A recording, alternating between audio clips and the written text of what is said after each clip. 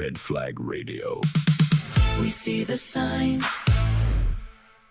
Okay, imagine you've been married 1 year. Life is good. And then one day your husband sits you down and says, I need to tell you something. My ex-wife is pregnant. And it's mine. And that's not even the worst part of the story. It is absolutely not. Welcome to Reddit for Real. I'm Marcus. And I'm Zoe, and today we are in Best of Redditor Updates, which is basically the place humanity goes to confess. And today's confession is a masterclass in how one decision can blow up 4 people's lives in a single night. 4 people. Not 2. 4. Put a pin in that. Let's meet the cast. Our original poster, Oop.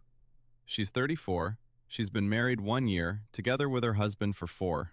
The husband, 39, previously married, has a 15-year-old son from that first marriage. The ex-wife, also previously married to our husband, about to marry a new guy. And the stepson, 15, who loved his stepmom, who is, unfortunately, going to be the emotional center of this whole thing. Remember him. We'll come back to him.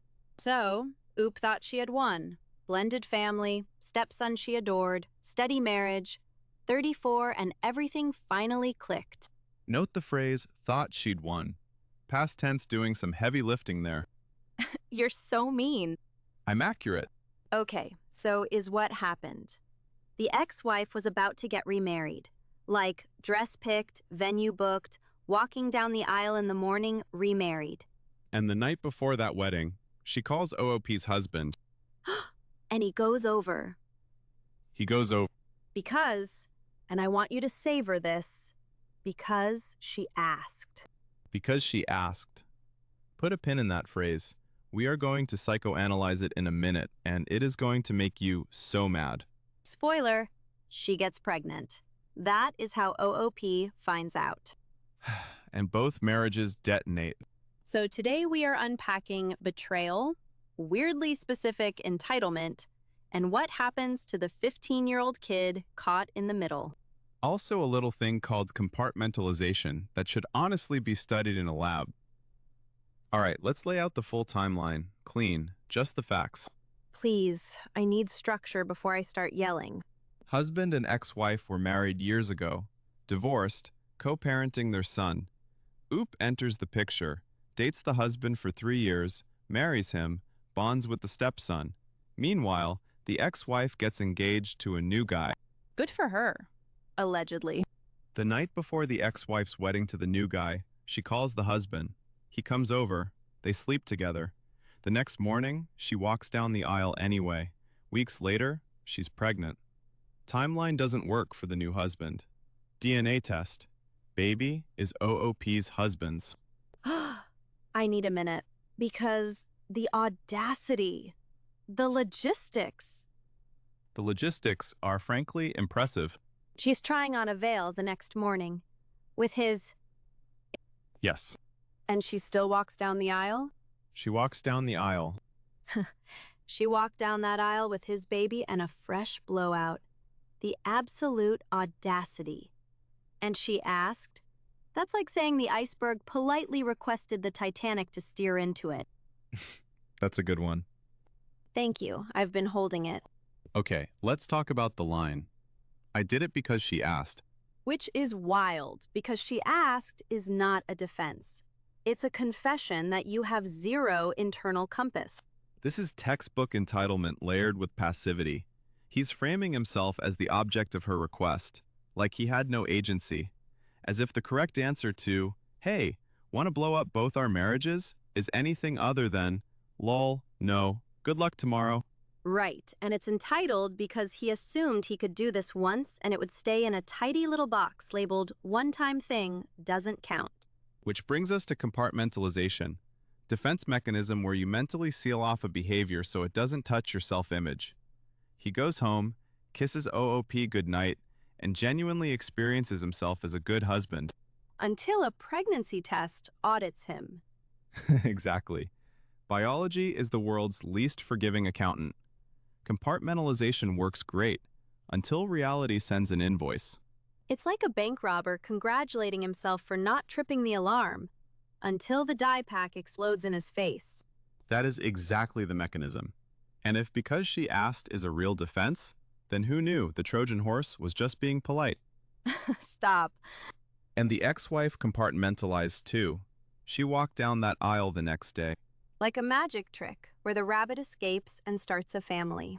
This story has two compartmentalizers, and they found each other. That is its own tragedy. Okay, here's where I'm going to push back on you. Go. You're giving him a clinical term. I think he just wanted to. Those aren't mutually exclusive. I know, but I don't want the psych vocabulary to sand down the fact that he made a choice. He wasn't possessed. He drove there. Fair.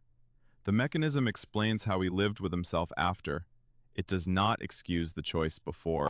That's not just a red flag. That's the entire Soviet Union. Just a casual military parade through Red Square. Okay, so here's where we are now. OOP is officially divorced. She's in therapy. Good for her. And the ex-wife's new husband also left. So that's 2 marriages gone, 1 baby on the way, and a 15-year-old kid watching all of it. And that is the update that got me. The stepson showed up at her work and told her he misses her. Yeah. A 15-year-old boy showing up at someone's office to say, I miss you. This is the part people underestimate. When adults blow up a family, they tend to narrate it like the marriage ended. But for a kid, it is, the people who were my safety all hate each other now, and one of them just disappeared from my life through no fault of mine. He lost a stepmom he loved. He is about to have a half-sibling whose existence is the reason his family imploded. That is a lot of adult mess to carry at 15.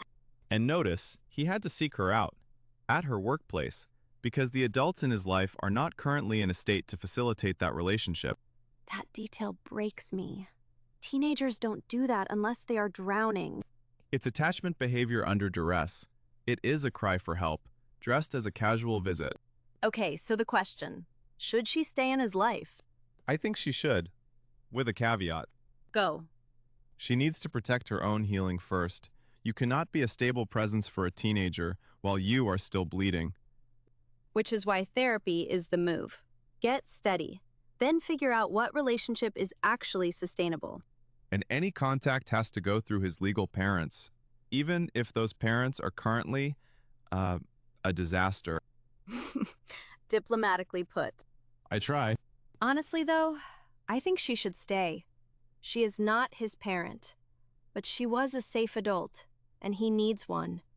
You don't get to walk out on a kid just because the grown-ups imploded. Agreed. The relationship just has to be redesigned, not deleted. What gets me about this whole story is, Oop did nothing wrong. She is 34, she built a life, and someone else's 40 seconds of bad judgment cost her the family she chose. That's the brutal math of betrayal. One person makes a decision in 10 minutes that takes the other person 10 years to recover from. It's like an episode of Maury directed by Christopher Nolan.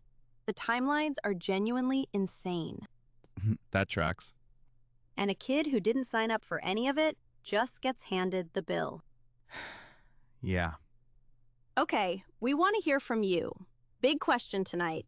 Should OOP stay in the stepson's life, or is it cleaner to cut ties?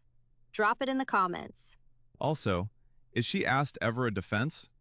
Defend your answer. We will read the best ones next episode. Like, subscribe, hit the bell, all the stuff. We read every comment. We really do, which is sometimes a mistake. See you next week. Red Flag Radio. We see the signs.